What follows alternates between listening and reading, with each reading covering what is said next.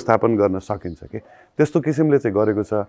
त्यही भएर अहिले हामी चाहिँ के छ भने चुक्यौँ, हामी केमा चुक्यौँ भन्दाखेरि हाम्रो नेचर चाहिँ अलरेडी छ होइन, तर चरित्र निर्माण हामीले गरेको छैन होइन। र यो जुन हामी होइन बच्चाहरूलाई संस्कार दिने भनेर भन्छु नि, मैले बच्चाहरू किन भने भन्दाखेरि शास्त्रले चाहिँ के पुष्टि गरेको छ भने 6 वर्षदेखि 13 वर्षको उमेरमा यो क्यारेक्टर डेभलपमेन्ट सबभन्दा हाइएस्ट हुँदो रहेछ हाम्रो होइन। अब मोडर्न भाषामा भन्ने हो भने लर्निङ एबिलिटी भन्छौँ कि हामीहरू होइन। उमेर ढल्किँदै गएपछि यो लर्निङ एबिलिटीहरू कम हुँदै जाँदो रहेछ कि।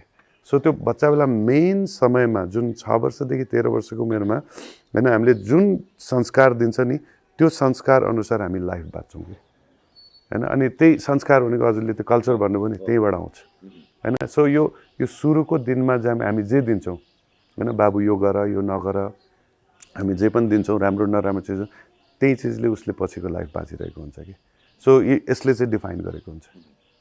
मैले यो पूर्वजन्म र पुनर्जन्मको कुरा गरेँ नि, यसको चाहिँ कसरी पुष्टि गर्ने कि विश्वासले मात्रै पुष्टि हुन्छ?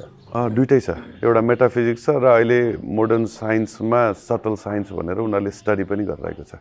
त्यसमा पास्ट लाइफ एक्सपिरियन्स भनेर एउटा एक्सपेरिमेन्टहरू उनीहरूले गरिरहेको छ यसमा होइन। र हिप्नोटिक रिग्रेसनबाट उनीहरूले चाहिँ के थाहा पायो भन्दाखेरि पास्ट लाइफमा जान सकिँदो रहेछ।